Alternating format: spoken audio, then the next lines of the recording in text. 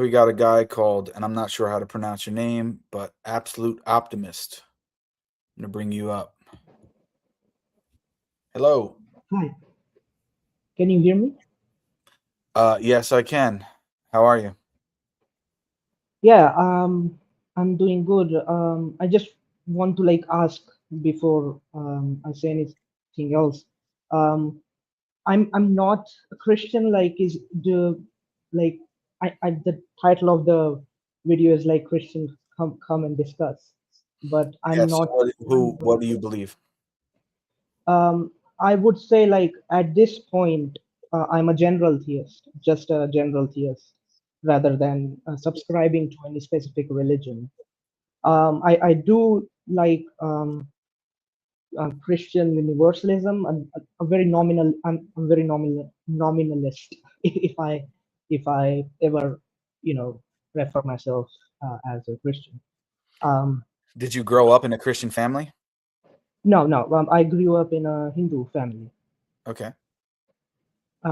Yeah, so I mean, I guess the what I want to talk about is like um, if we compare just general theism, or like I call it optimistic theism because of tri-omni God, right? Omnipotent, omniscient, omnibenevolent. So due to that, like I think if such a God exists, it's a great news. It's a very optimistic news. So that's why like I call uh, general theism as just optimistic theism or something. So what I want to discuss with you is that if we compare that view with your version of Islam or your particular view, it seems to me that optimistic theism is much more plausible, much and has much less auxiliary claims uh, attached to it. So it's sort of like parsimonious. It doesn't have extra implausible um, moral claims or even epistemic claims, and also claims about what God has done or will do. So, and of course, I think you believe in like eternal hell, right? Yes. Yeah. So I mean, it does not even have this issue of trying to make eternal hell compatible with compassion, perfect compassion. Um, so, like that, like, wouldn't that makes a skeptic who's just skeptical about like religions, like that fact would make the skeptic remain just like a general theist. Like, what What do you think fact? about that? What did I cut off? What fact would make them stay skeptical? Basically, like it's not giving them any reason to believe in a specific religion. So sorry, I meant your particular view of religion, your particular um, like Islam, right? No, I wouldn't say Islam because there are like different interpretations of it. There are like more Quran only Muslims, right?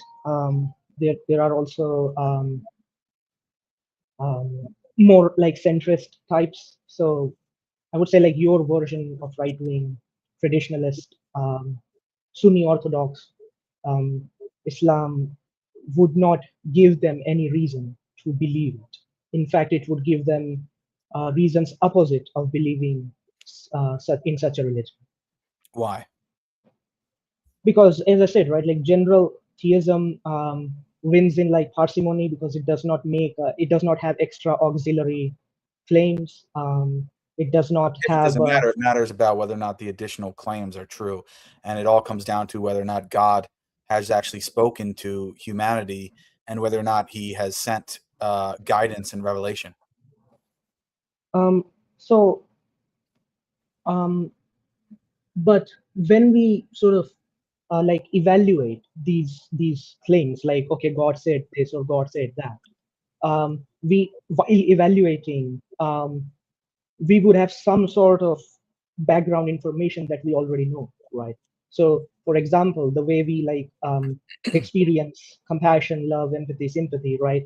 and like based on that, it's like if someone claims that God told them of this eternal torment and told them that God only made human beings to worship a God, and if you disbelieve, if you reject God, then you shall suffer forever. Um, you would be culpable, and like along with like giving a bunch of other commands that seem very like just based on like moral intuitions, just seem very bizarre. So for example, I think you also believe that music is is haram, or almost all of music, I guess, not the daf, um, but almost all musical instruments are like haram, right, like forbidden. So when you consider that and evaluate it, you have a reason to think that this is not actually from God. Like whatever is happening, even if it's I supernatural, don't see right? that at all. Why would somebody think that God couldn't prohibit music? Yeah. So the reason is like moral intuitions, right? Like background intuitions that you already have. Like because look, Well, those are it your seems like, intuitions. I don't share them. yeah, sure, you don't share, but like um, a lot of people that I generally see, even now and even in the past, right, like music was something that was a cross cultural activity that people engaged in and did not think that it's a evil thing, haram thing, right? They would have forbidden some kind of disrespectful, hateful music or stuff like that, but usually music was not something cross culturally that people had the intuition like it is evil, we must forbid it. Um, Across pretty much almost all cultures, like music was an accepted thing.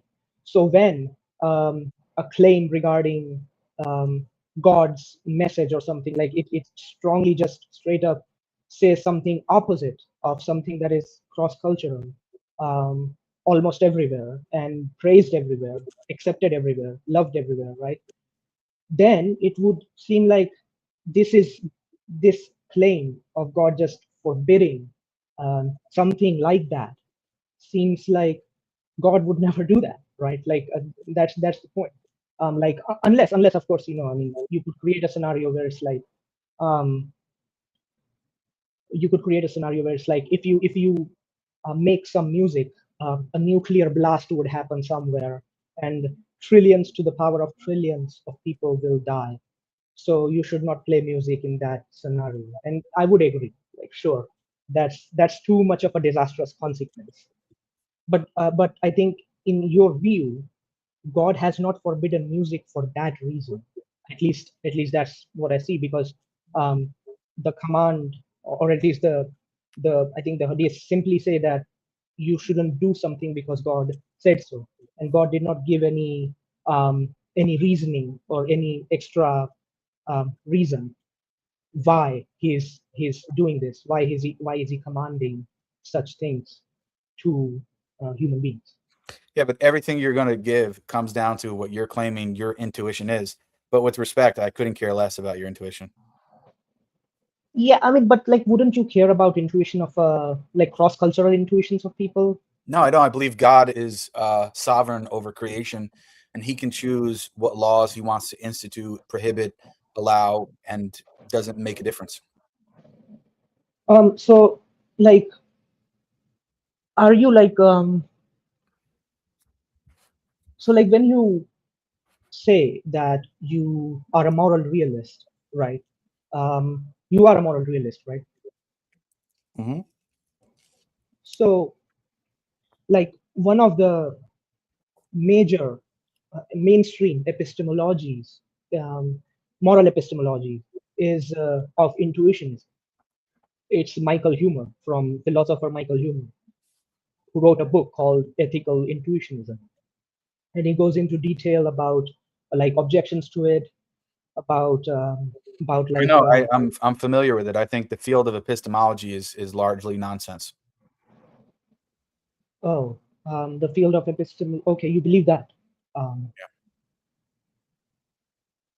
okay, so I mean, it's like, how do you then try to give people a reason to accept your view of religion, right? Like what sort of uh, things or like miracles you point at to sort of persuade people who are Well, as I said, it comes down to, do you believe in God? If you believe in God, did he speak to creation and provide revelation to humanity? Did he provide guidance?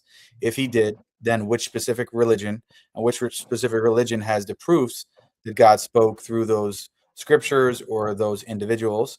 And you evaluate it based upon that.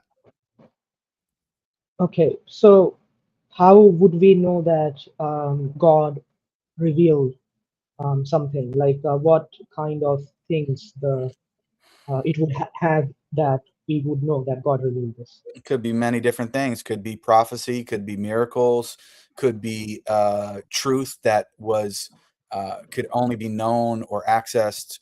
Uh, only could be revealed by God. Could be many different things. Yeah. So if we go like let's just say like one at a time, if we are talking about say a miracle, right? um, One of the things that is happening in miracle, like I guess debates, because you probably know Catholics are like really into miracles to sort of justify their view. So, but the thing that I'm seeing there regarding miracles is like what how much confident can we be that God really did that particular miracle, and there is like no possible natural explanation, or at least no possible natural explanations that we might know, like there is no possible natural explanation that we might know in the future. Because so it's like it's hard to evaluate all that stuff even by some of the smartest people um, in in this field. um, Well, so Catholicism is already xed out anyway for other reasons. So if there's no defeaters for the religion and they have positive evidence for it, then that's going to be something in its favor. yeah, but I mean defeat some sort of objections exist for all religions, right? Like so for example, I think um, Islam has like I think your version specifically has the issues of how do we know that the angel was from God and really spoke to Muhammad, and also like the hadiths, which I think Joshua Little talks about, like how they are much later, like their existence seemed to be much later uh, than the early, I think, companions, right?